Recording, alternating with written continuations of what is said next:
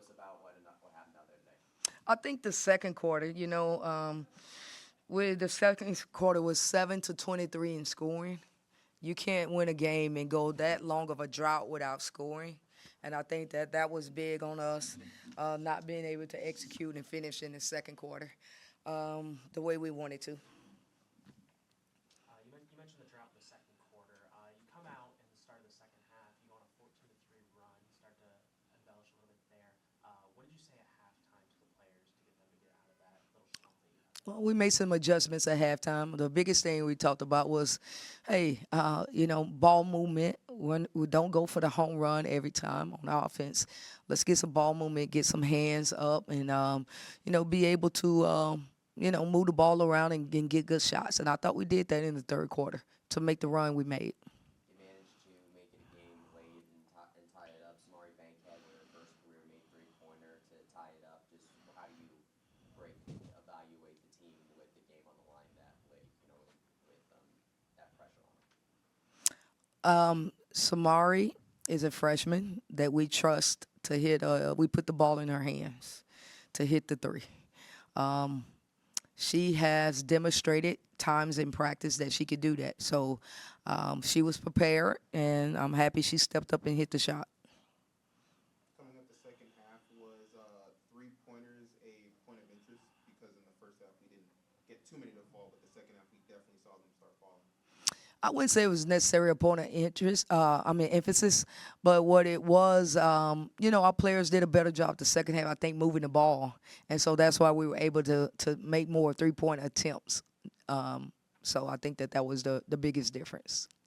Princess Anderson really dominated the offense there for Charlotte. Just what were that was number 4 for them. Just what were you seeing from her? What made her a hard What can I what?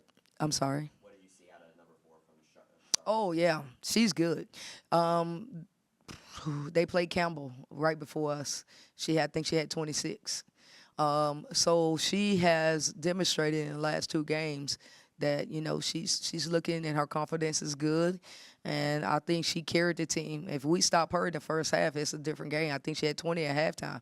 So she's good, and I just wish that team nothing but the best. Charlotte was headed up by Tamika Reed, who, of course, was coaching Jackson State when they were here back in 2023. I don't know if you got a chance to talk to her, but what was it like to face one of her teams again now she's here in Charlotte? I think Jackson State was in a neutral spot. I don't think they were here, but we did. Yeah, we did get a chance to play her. I admire her. I think she's one of the a really good coach, and I admire her team. I admire her coaching ability. She's good for our game. Good for our game. We've spoken about the offensive adjustments that you made going into the second half, but defensively, you held them to 27% from the field. What adjustments were made at halftime to be able to get that kind of defensive lockdown? We talked to them about, listen, ladies, we've been able to practice and knock down shots. And so we got to come out here in this second half and do that. And so we just remind them who they were at halftime. Time for one more. 23 turnovers in this one. I know last time we talked, you talked about working some things out after that exhibition. Like, do you still see some of those things to work out with the team, like the turnovers? The turnovers? Okay. Yeah, not good. Not good. Because Charlotte actually, capitalized off our turnovers in transition offense. So, we got to be better at that. We got to be better at that. I think the biggest thing for us is being able to read defense, in terms of the double teams, the triple teams, the 2-on-1s, 1-on-1, 1-on-3. We can kick the ball back out. But that is patience with 11 new players. We got 11 new players, and they are learning each other. The one thing I'm proud about with my team is they come every day to practice and they work hard. That will pay off. That will exactly pay off. So these young ladies will be fine. The opportunity about losses is that you can grow from them. Nobody wants them. Nobody wants them. But we will grow. We'll get in the film. We will have practice tomorrow, and we will get better.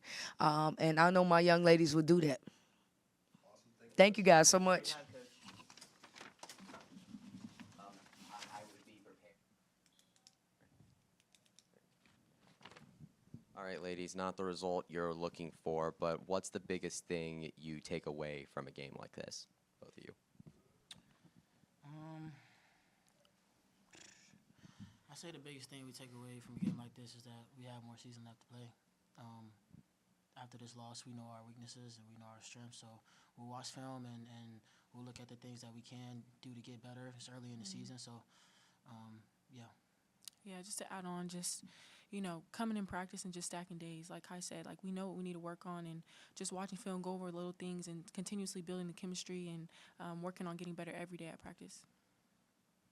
You mentioned building that chemistry, 11 new players on the team. How are you guys building and learning and basically basing off of each other as the season continues? Honestly, like even in the summer, we were always hanging out with each other, just making sure that we do stuff off the court, because that's really how you build chemistry as well as off the court and on the court. But continuously, especially us returners, being there for them, showing them, installing like, okay, what it's like with this program, what we do, and continuously, just like I said, just being there for them, and just building chemistry off the court.